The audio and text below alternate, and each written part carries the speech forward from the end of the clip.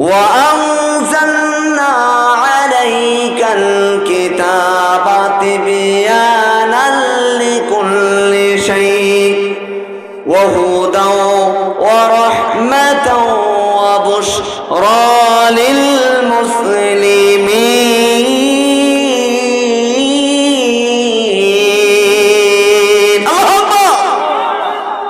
আল্লাহ রাব্বুল আলামিন বলেন তোমার জীবনে ইহকালীন জীবনে পরকালীন জীবনে যা দরকার সব কথাগুলো আমি রব্বুল আলামিন কোরআন নামক সূরার মধ্যে তা খুলে খুলে বর্ণনা করেছি। সুবহানাল্লাহ। সব কিছুর ব্যবস্থা এই কোরআনে কারীমের মধ্যে রয়েছে। আপনি কিভাবে ব্যবসা করবেন, আপনি কিভাবে ওই ব্যবসাটা উন্নত হবে, কি প্রচেষ্টা করলে আপনি ব্যবসায় লাভবান হবেন, কোন ব্যবসাটি করবেন আর কোন ব্যবসাটি করবেন না, আপনি কার সঙ্গে কি কথা বলবেন, সম্মান দিবেন কাকে আর অসম্মানই করবেন কাকে, সব কথাগুলো আল্লাহ রাব্বুল আলামিন অর্থাৎ আপনার জীবনের যা কিছু দরকার সব কথাগুলো আল্লাহ রাব্বুল আলামিন কোরআনের মধ্যে তা বর্ণনা করেছে। শুধু তাই নয়, আপনি যখন দুনিয়া থেকে চলে যাবেন আপনার কবরটা, আপনি দুনিয়ার মধ্যে যদি ভালো কাজ করেন কবরের মধ্যে আপনার সঙ্গে আল্লাহ রাব্বুল আলামিন কেমন ব্যবহার করবে সেটাও আল্লাহ রাব্বুল আলামিন কোরআনের মধ্যে তা বর্ণনা করেছেন।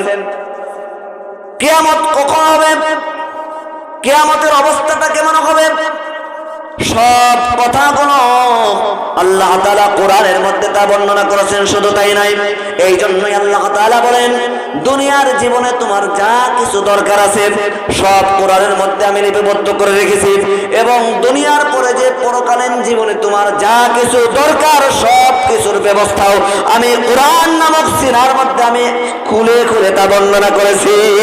সুবহানাল্লাহ। তাহলে সেই কোরআন থেকে আমরা কথা শুনবো, যেহেতু আমাদেরকে আল্লাহ রাব্বুল আলামিন বলেছেন যে কোরআনের মধ্যে সব কিছুর ব্যবস্থা আমি করে রেখেছি, তাহলে সেই কোরআনকে আমাদের শোনার দরকার আছে কিনা? আপনি সমাজের নেতৃত্ব দিবেন, কিভাবে নেতৃত্ব দিবেন, সমাজ কিভাবে পরিচালনা করবেন, আপনার ব্যক্তি জীবন কিভাবে পরিচালনা করবেন, সব কথাগুলো আপনি কিভাবে অর্থনীতি পরিচালনা করবেন, সব কথাগুলো আল্লাহ রাব্বুল আলামিন কোরআনের মধ্যে তা বর্ণনা করলেন। আল্লাহ তাআলা বলেন কোরআন থেকে তোমরা কথা বলো, কারণ কোরআন তো আমি তোমাদেরকে শিক্ষা দিয়েছি। সুবহানাল্লাহ। আল্লাহ রাব্বুল আলামিন বলেন ফাকরাউ মা তায়াসসারা মিনাল কুরআন, তোমরা পাঠ করো কোরআন থেকে যা আমি তোমাদের জন্য তা সহজ করে দিয়েছি। আল্লাহ তাআলা শুরুতে কি বললেন? যে কোরআন থেকে তোমরা পাঠ করো। তাহলে এখানে কোরআনের আলোচনা হবে না মানুষের কোন তৈরি করা মতবাদের কথা হবে? এই আলোচনাটা কোরআন থেকে হবে, কথা ঠিক কিনা? হাদিস শরীফের মধ্যে আল্লাহ রাসূল বলেন কেউ যদি কোরআন দেখে দেখে তেলাওয়াত করে, কারণ আল্লাহ তাআলা বললেন তোমরা কোরআন পাঠ করো, যদি কেউ কোরআনে কারীম যদি দেখে দেখে তেলাওয়াত করে প্রত্যেকটি অক্ষরে অক্ষরে আল্লাহ রাব্বুল আলামিন 10টি করে নেকি দান করবেন। বলুন সুবহানাল্লাহ। আপনারা জানেন আপনাদের মাদ্রাসা অর্থাৎ মাহফিলের পাশে সুন্দর একটি মাদ্রাসা, সকালবেলা আসবেন, কোরআনের ছায়াতলে যখন প্রবেশ করবেন মনের দিল থেকে আপনি কোরআনের পাখিদের তেলাওয়াত শুনবেন। আপনি যখন মন থেকে যখন কোরআন তেলাওয়াত শুনবেন মনে হবে যেন আল্লাহ রাব্বুল আলামিন আসমান থেকে কোরআন নাজিল করেছে। বলুন সুবহানাল্লাহ। কোরআন থেকে আমরা তেলাওয়াত করব। আল্লাহ রাসূল বলেন কেউ যদি নামাজের মধ্যে যদি কোরআন তেলাওয়াত করে, আল্লাহ রাসূল বলেন নামাজের মধ্যে যদি কেউ কোরআন তেলাওয়াত করে তাহলে তার আমলনামায় একটা নয় দুইটা নয় 30টি নেকি আল্লাহ রাব্বুল আলামিন প্রত্যেকটি হরফের পড়ার বিনিময়ে আল্লাহ তাআলা 30টি করে নেকি দান করবে। বলুন সুবহানাল্লাহ। কোরআনের হক কয়টি? আমরা এখানে শুনতে এসেছি কি কোরআন, তাহলে কোরআনের হক কয়টি? এই 4টি হক শুনবেন এবং আমল করে নিয়ে যাবেন। প্রথম নাম্বার, তোমরা কোরআন তেলাওয়াত করো। প্রথম নাম্বার কি? আল্লাহ রাব্বুল আলামিন বলেন ফাকরাউ মা তায়াসসারা মিনাল কুরআন, তোমরা কোরআন থেকে পাঠ করো।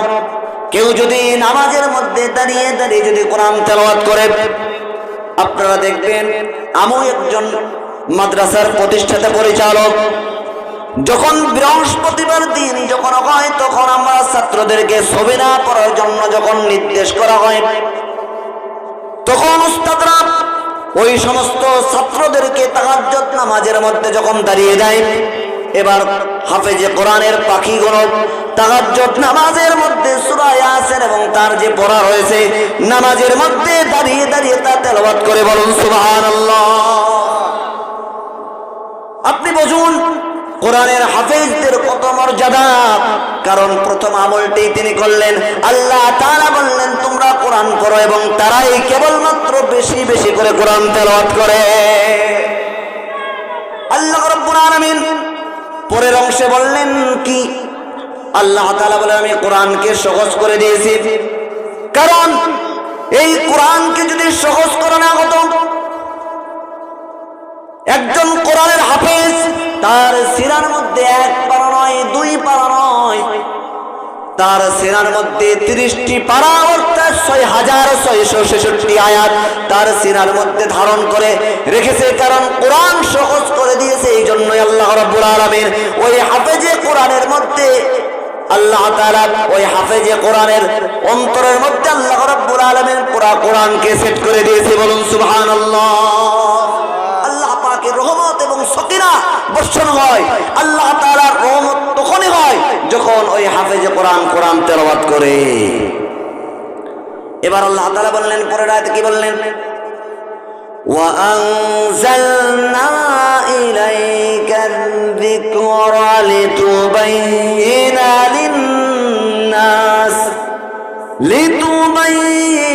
লিন-নাসি মা উনজিলা ইলাইহিম ওয়া লাআল্লাহুম ইয়াতাফাক্কারুন। আল্লাহু আকবার। আল্লাহ রাব্বুল আলামিন বলেন, এ আমার বন্ধু, তোমার কাছে আমি কোরআন নাজিল করেছি, যেই কিতাবটা নাজিল করেছি তা মানুষের কাছে আপনি সুন্দর করে পরিষ্কার ভাবে আপনি ব্যাখ্যা করে করে শুনিয়ে দেন। সুবহানাল্লাহ।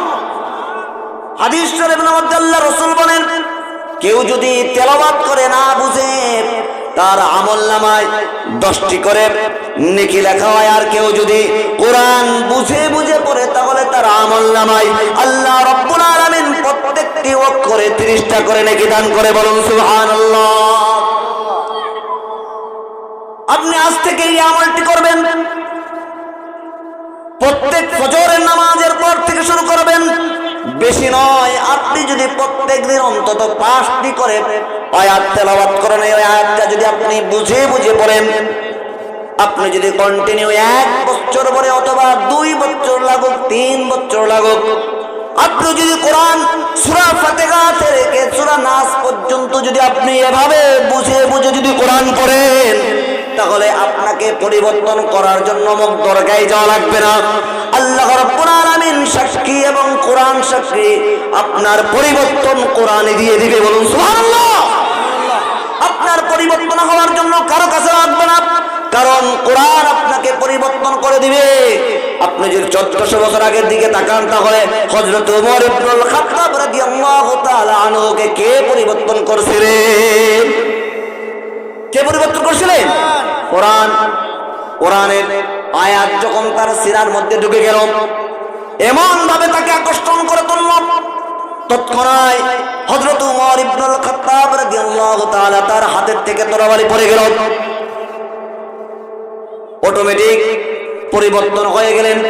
এই জন্য কোরআন যদি আপনি বুঝে বুঝে তেলাওয়াত করেন, তাহলে আপনার পরিবর্তন করতে বাধ্য করবে কোরআন। কিন্তু আমরা কোরআনের কাছে যাই না, কোরআনের কাছে যাই না, আমরা এর কাছে যাই, তার কাছে যাই। কয়টি? কয়টি? 4টি। প্রথমে কোরআন তেলাওয়াত করা। প্রথমে কি করা? প্রথমে কোরআন তেলাওয়াত করা। এবার তেলাওয়াত করলাম, বুঝলাম। এবার আল্লাহ রাব্বুল আলামিন তার হাবিবকে পরের আয়াতে আল্লাহ তাআলা কি বললেন? ফাযাক্কির বিল কুরআনি মান ইয়াখাফু ওয়াঈদ। হে নবী, আপনি কোরআন দিয়ে উপদেশ দিন, কারণ আপনি কোরআন থেকে আপনি উপদেশ দিবেন।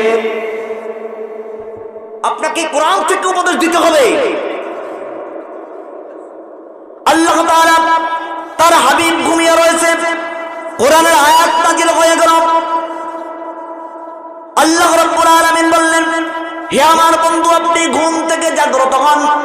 জাগ্রত হয়ে আপনার রবের শ্রেষ্ঠত্ব বর্ণনা করার জন্য আপনি বের হয়ে যান, কারণ আপনার উপর আমি এমন একটি দায়িত্ব দিয়েছি, এমন একটি কিতাব নাজিল করেছি।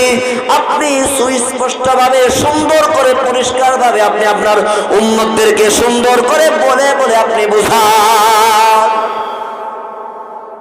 তা'মুরুনা বিল মা'রুফি ওয়া তানহাউনা আনিল মুনকার। হে আমার বন্ধু, সৎ কাজের আদেশ দেন আর অসৎ কাজের বাধা প্রদান করুন, কারণ আমি তো আপনাকে এমন একটি গ্রন্থ নাজিল করেছি, পুরো গ্রন্থের মধ্যে মানুষের উপদেশ শুরু। ওটা কোরআনে কারীমকে আল্লাহ রাব্বুল আলামিন মানুষের উপদেশের জন্য নাজিল করেছে। বলুন সুবহানাল্লাহ। কোরআনের প্রথম নাম্বার বৈশিষ্ট্য, কোরআন কার বাণী? কোরআন কার বাণী? এই ব্যাপারে কোনো সন্দেহ আছে? সন্দেহ নাই। কোরআন যেহেতু আল্লাহ তাআলার বাণী, এই কোরআন যদি পৃথিবীর কোনো মাখলুক বা কেউ, পৃথিবীর কোনো মানুষ যদি রচনা করত, তাহলে এই কোরআনের মধ্যে ভুল থাকতো কি থাকতো না? সম্ভব? পরে আসছে ইনশাআল্লাহ। কারণ কোরআন হলো আল্লাহ তাআলার বাণী। কোরআন নাজিল করেছে আল্লাহ রাব্বুল আলামিন 1400 বছর আগে। যেই কোরআন নাজিল করেছিল সেই কোরআন আজও আছে, পরিবর্তন আছে? কিয়ামত পর্যন্ত একই ভাবে থাকবে, পরিবর্তন হবে? সন্দেহ আছে? সম্ভাবনা আছে? নাই। সম্ভাবনা যে নাই, এ বলছে, এই কথাটাই বলছে কি? কোরআন, আল্লাহ তাআলা বলছে। আল্লাহ রাব্বুল আলামিন বলেন, যালিকাল কিতাবু লা রাইবা ফীহি।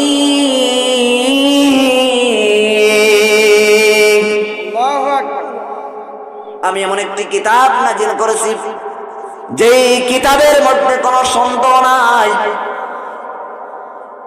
সন্দেহ কেউ যদি করে, সে ভুল সিদ্ধান্ত নেবে।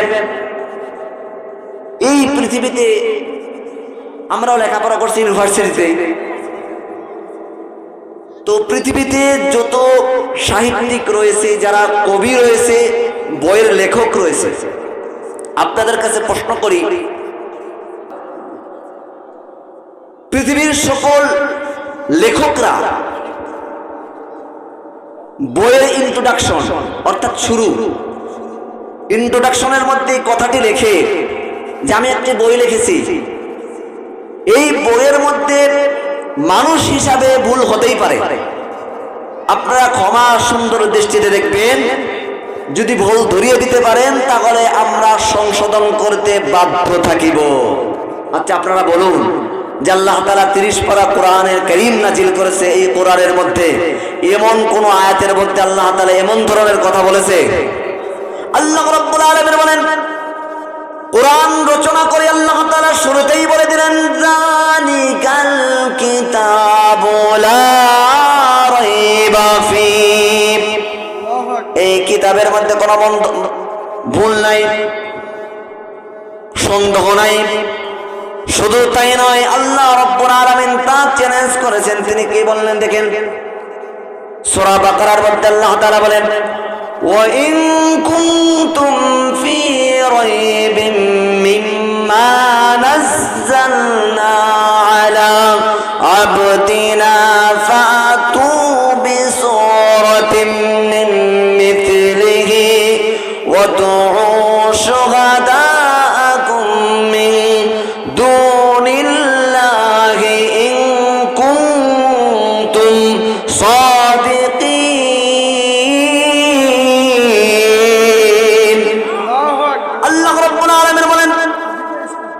আমার বান্দার উপর যেই কিতাব নাজিল করেছি তা সম্পর্কে যদি তোমাদের কোনো সন্দেহ থাকে তাহলে কোরআনের মতো করে একটি কোরআন রচনা করে দেখাও।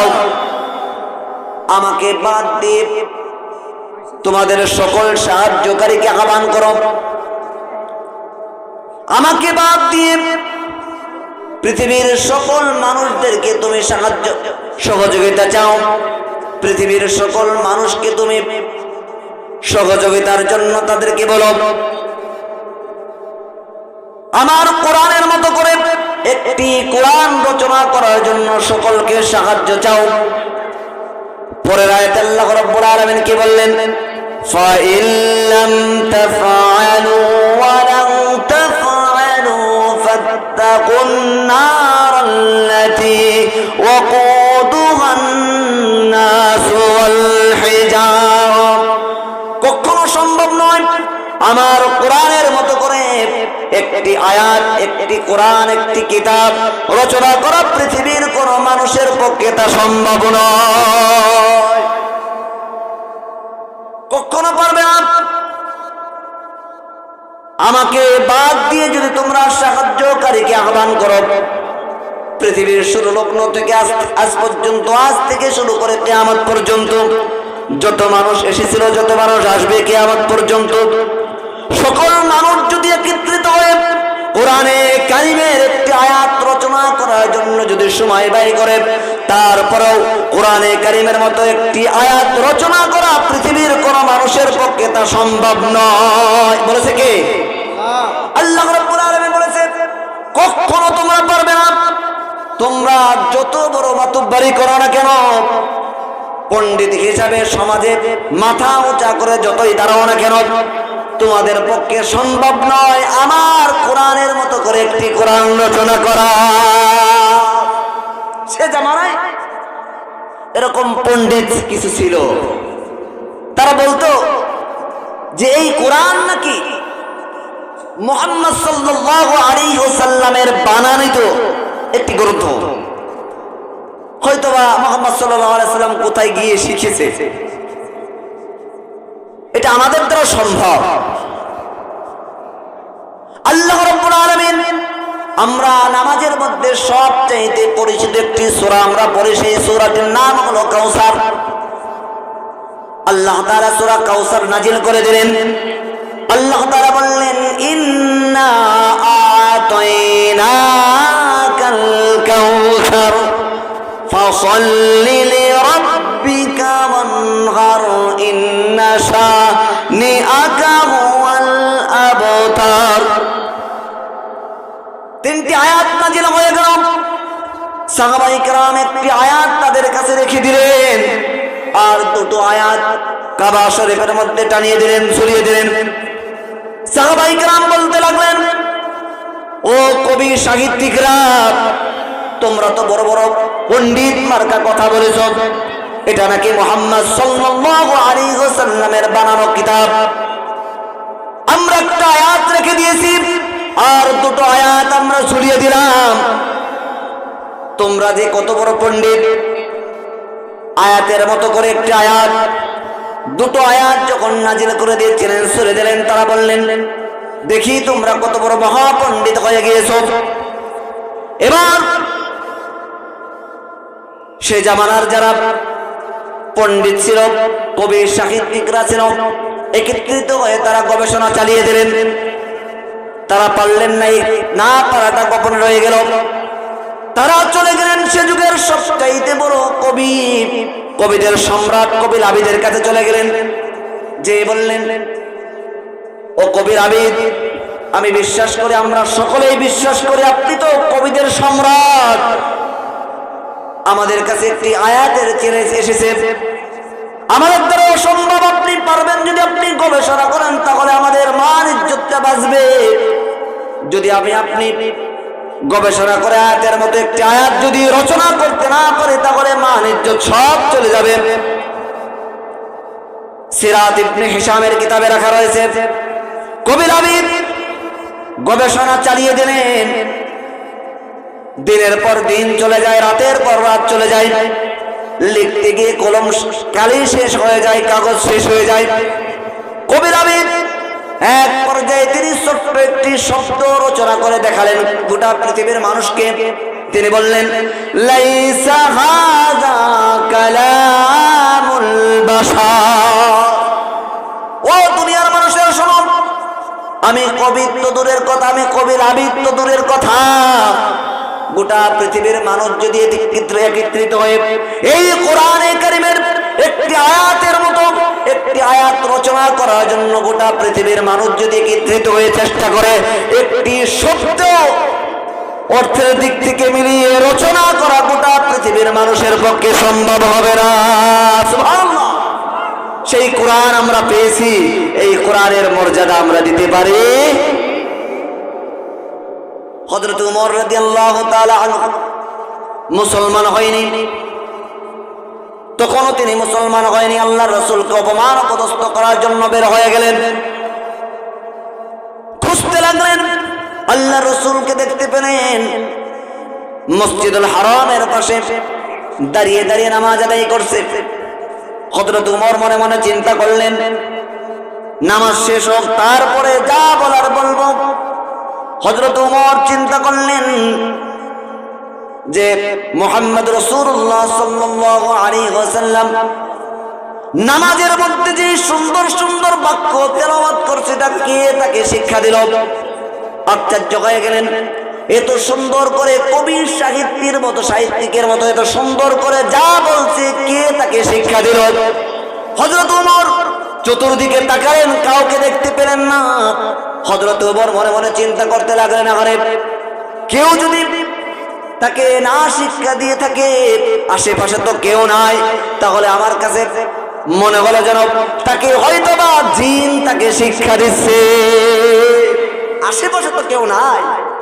এবং মুহাম্মদ সাল্লাল্লাহু আলাইহি সাল্লাম তো কোনো শিক্ষা প্রতিষ্ঠানও যায় নাই, নামাজের মধ্যে এত সুন্দর করে তেলাওয়াত করছে, সে পেল কোথা থেকে? কেউ তো নাই, তাহলে মনে হয় জিন তাকে শিক্ষা দিচ্ছে। হযরত ওমর মনের কথা মনে রয়ে গেল। আল্লাহর রাসূল নামাজের মধ্যে তেলাওয়াত করে তার জবাব দিয়ে দিলেন। তিনি বললেন, ইন্নাহু লাকুরআনুন কারীম।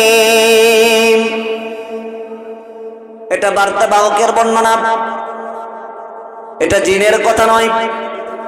হযরত ওমর আশ্চর্য হয়ে গেলেন, যদি জিন যদি তাকে শিক্ষা না দেয়, তাহলে হয়তোবা মুহাম্মদ সাল্লাল্লাহু আলাইহি ওয়াসাল্লাম কবিদের সঙ্গে মিশে গিয়ে হয়তোবা সে কবি হয়ে গিয়েছে, সে কবি হয়ে গিয়েছে। এটা মনের ধারণা, মনের কথা মনে রয়ে গেল। কিন্তু নামাজের মধ্যে আল্লাহ পাকের নবী তার জবাব দিয়ে দিলেন। তিনি বললেন, ওয়া মা হুয়া বিকাউলি শাইরিন কলিলাম মা তাযাক্কারুন। মারহাবা। নামাজের মধ্যে জবাব দিয়ে দিলেন, না না, এটা কোনো কবির কথা নয়, তোমরা খুব কম লোকই ঈমান আনি থাকো, এটা কোনো কবির কথা না। হযরত ওমর আশ্চর্য হয়ে গেলেন, যদি কবির কথা না হয়ে থাকে, আমি দুইটা চিন্তা করলাম, জিন তাকে শিক্ষা দিয়েছে তাও না, তার জবাব দিয়ে দিল কবির কথা না, তাহলে আমার মনের কথাগুলো সে বুঝলো কি করে? তাহলে হয়তোবা সে গণক হয়ে গিয়েছে। হযরত ওমর রাদিয়াল্লাহু তাআলা আনহুর এটা ধারণা ছিল। তৎক্ষণাৎ নামাজের মধ্যে আল্লাহর নবী তার জবাব দিয়ে দিলেন। তিনি বললেন, ওয়ালা বিকাউলি কাহিনিন কলিলাম মা তাযাক্কারুন।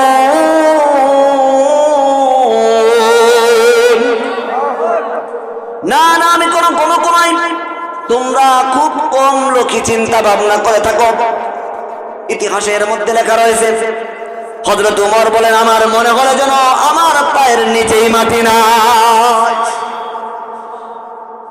আমার মনে হচ্ছিল যেন আমি জমিনের মধ্যে দাঁড়িয়ে থাকতে পারছি না। এত সুন্দর করে তেলাওয়াত করেছি, আমি যা চিন্তা করছি প্রত্যেকটি চিন্তার জবাব সে দিয়ে দিল। নামাজের মধ্যে। আমি প্রথমে ভাবলাম জিন তাকে শিক্ষা দিচ্ছে, তা নয়, তার জবাব আমি পেয়ে গেলাম। আমি ভাবলাম কবি হয়ে গিয়েছে, তার জবাব পেয়ে গেলাম। আমার মনের কথাগুলো যেহেতু সে বলে বলছে, সেই তো গণক হয়ে গিয়েছি, কিন্তু তার জবাব পেয়ে গেলাম। কিন্তু এত সুন্দর করে তেলাওয়াত করেছে, কে তাকে শিক্ষা দিচ্ছে? প্রশ্ন আসতে পারে না?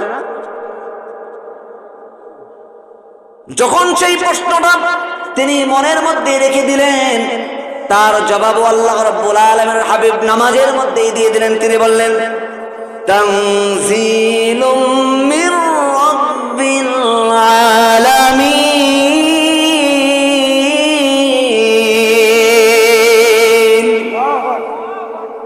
এটা বিশ্ব জগতের পালনকর্তা, যিনি আমাদের স্রষ্টা, তিনি তার পক্ষ থেকে নাজিলকৃত বাণী। বলুন সুবহানাল্লাহ। তাহলে কোরআন কার কিতাব? হযরত ওমর বলেন, আমার মনে হলো যেন আমার দিলের মধ্যে ইসলামের পরিপূর্ণ গাছ আমার দিলের মধ্যে ঢুকে গিয়েছে। বলুন সুবহানাল্লাহ। প্রত্যেকটি প্রশ্নের জবাব নামাজের মধ্যে দিয়ে দিল। এই জন্য কোরআনকে যদি আমরা মানি, কোরআন অনুযায়ী আমরা চলতে চাই এবং চলতে পারি, তাহলে আমার জীবন কি হয়ে যাবে? সফল হয়ে যাবে।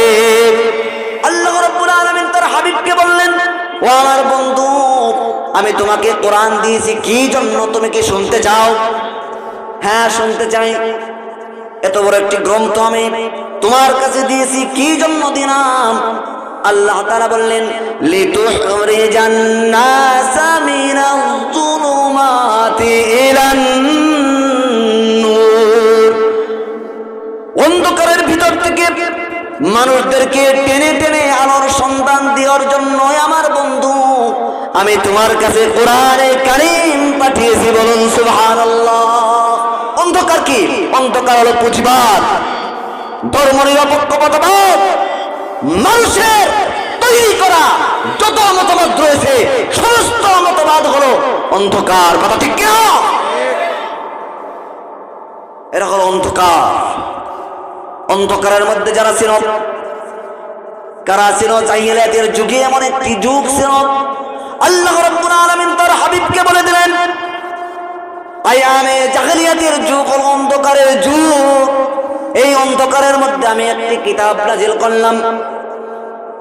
হে আল্লাহর রাসূল, আমার বন্ধু ঘুমিয়ে থাকবে না, ঘুম থেকে জাগ্রত আর আমার কিতাবের বর্ণনা তুমি মানুষদেরকে স্পষ্টভাবে সুন্দর করে খুলে খুলে তুমি বর্ণনা করে দাও।